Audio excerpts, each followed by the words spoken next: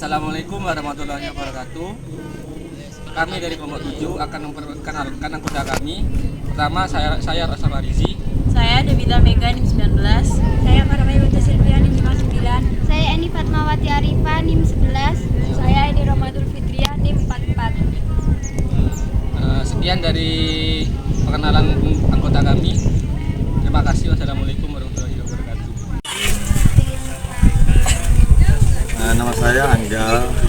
Rumah saya di Geraha Perum Sokapat, Blok Subur, 16. Sini dagang setiap hari dari pagi jam 7 sampai jam 6 sore. Wisata ini Pak. Wisata ini sih ceritanya sih. Untuk sementara ini masih dikelola oleh kelola yang namanya Dinas Kepal dari kecil. Itu sementara ini. Tapi rencana kedepannya katanya kerjasama sama kelurahan Marta Jasa. Tapi yang ini semua yang mengelola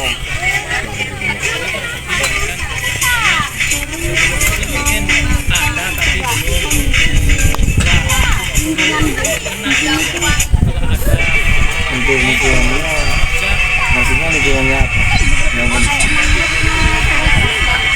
Kalau mangrovenya kemarin itu penanaman baru lagi, seperti itu, penanaman baru kayak SMA kemarin penanaman baru dari kantor pusat dan juga kantor pun. Adanya wisata ini tuh dampak negatif sama positif. Dampak positifnya ya pengaruh pada saya kan, saya pedagang kan lebih menguntungkan. Untuk negatifnya ya, kurang apa? Untuk dalam bidang wisatanya kurang lah. Dan mungkin bantuan dari pemerintahan. Ini kan cuma mangrove aja. Karena yang mengelola kan setelah bukan dari pemerintah. Dari bulan Januari bulan 9 atau 10 bulan ya. Itu namanya yang masuk baru kan. Karena kan dari awal dari bulan Januari memang masa-masa pembetulan perbaikan.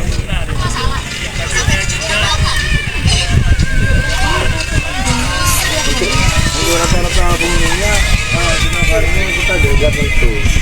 Kalau sore yang masih rame, hari Minggu pasti padat. Minggu hari libur, pokoknya hari libur. Kalau hari-hari biasa ya paling enak. Ini yang punya Mari ya. yang Ini banyak yang kayak ada pilihan nggak Pak terkait monyet-monyet enggak.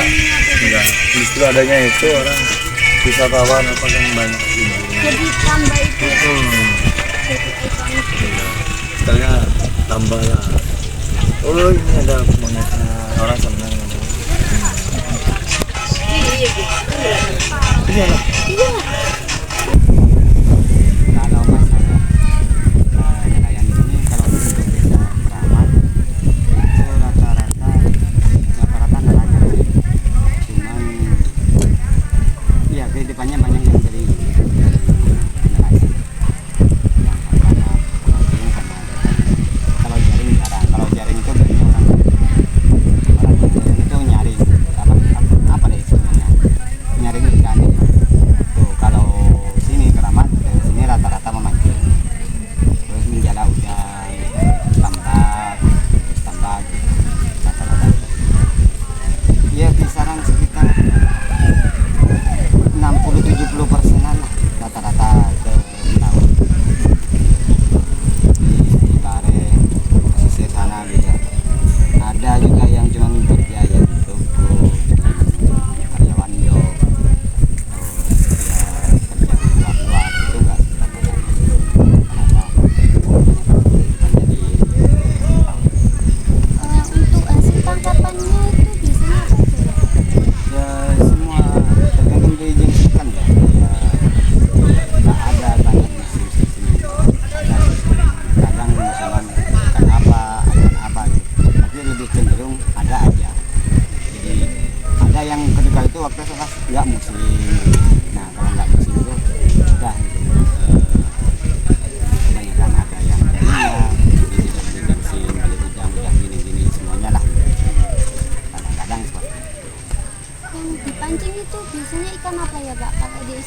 di sini di daerah sini saja. Kalau daerah sini jarang sih kalau mancing dari sini. Kalau ke tengah sana ini kan ada apa, batu itu langsung ke Nyamoken, Pulau Nyamoken itu sebenarnya ada zaman Belanda itu, jalan dari Biliparas sini itu ada di tengah tuh kan ada batu kan, itu kelihatan melonjing itu batu, di sana ada lagi batu lagi. Nah itu jalan terus sampai tembus ke Nyamoken. Itu sekitar kalau truk 2 papasan itu bisa, kalau dulu zamannya Belanda, zamannya Jepang itu ke sana. Nah di situ jatuh jadi rumpun di situ, jadi rumahnya ikan. Nah dipancinglah sama orang-orang. Biasanya ikannya apa ya? Antara ikan kakap putih, sombel, apa bahasa Indonesia, pokoknya sombel ya kalau di sini. Racun kayak merahan gitu, kakap merah, kerapu. Yang paling banyak kerapu, soalnya rumahnya kan di batuan. Kalau pagi banyak gini ya, meter, banyak yang menjala udah. Sekarang musimnya. Kalau 4 bulan yang lalu kan itu ngambil kerang. Orang-orang di pinggiran sini ngambil kerang. Di lumpur-lumpur gitu, ambil kerang. Kalau di Mertajasa pakai serotan gitu tuh, jalan curut gitu, jadi kerangnya hasilnya tuh ditarik gitu. Sorotan di sini di tengah tuh ke pinggir. Itu kalau waktu pas musim kerang. Sekarang kerang nggak ada kan, ada tapi jarang. Terus mau tanya kondisi lingkungannya dari dulu sampai sekarang itu gimana Pak? Tambah rusak atau menurut Bapak tambah bagus aja? Dilihat dari sisi mananya dulu. Kalau di pinggiran ya adalah perkembangan. Kalau sisi laut, tengah laut itu ya banyak pengurangan. Kenapa? Karena terkikis sama laut. Terkikis sama laut, ada limbah-limbah lain gitu ya, numpuk di dalam lumpon hilang gitu ya, udah dibuatin lumpon ikan hilang di sama trol kayak gitu. Trol itu kan rumah ikan itu dikeruk semuanya. Itu kan kuat emang kalau trol itu kan, makanya nggak boleh trol lewat sini itu harusnya. Nah itu biasanya dikejar kalau sama ketua nelayan, sama nelayan sini dikejar untuk diusir ke tengahan. Nggak boleh ke pinggir, soalnya apa? Rumpon tempatnya ikannya nelayan yang di sini hilang. Itu kan dalam lautan.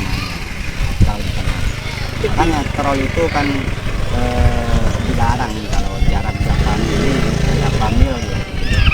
Itu nggak boleh. Cuman dia biasa, orang-orang kan maksa gitu, jadi hilang. Itu trollnya biasanya dari daerah mana Pak? Dari luar? Macam-macam, ada yang dari Pasuruan, Lamongan, bukan apa, dari Kediri, yang ya dari luar semua gitu. Rata-rata luar. Kalau masih daerah Madura ngerti, ya ada, biasanya troll itu jarang. Di Madura kita nggak pernah ngangkat troll. Soalnya troll itu memang sebenarnya besar dasar lautan, punya ikan. Jadi ikan itu kan sulit untuk berproduksi lagi, gitu. Berkembang biaknya kan. Terus di sini kan udah ada wisata ya Pak ya. Lah dampaknya buat masyarakat tuh gimana? Buat ekonominya masyarakat? Ya sebenarnya untuk ekonomi kerakyatannya ya bagus sih untuk perekonomian sini. Tapi kalau untuk dampak alam, saya nggak tahu ya. Karena apa? Laut kan semakin menipis kan lautannya, otomatis air akan semakin tinggi. Akan yang dataran rendah akan imbas yang itu ya alam. Kalau ke arah sana saya nggak paham. Tapi kalau secara ekonomi kerakyatan ya bagus gitu. Jadi maksudnya jadi lahan dagang, wisata yang lain itu pada sisi sana. Cuman kita lihat dari sisi alam, mudah-mudahan nggak terjadi kayak gitu. Kecuali ada solusi itu ya alam. Kalau ke arah sana saya nggak paham. Tapi kalau secara ekonomi kerakyatan ya bagus gitu. Jadi maksudnya jadi lahan dagang, wisata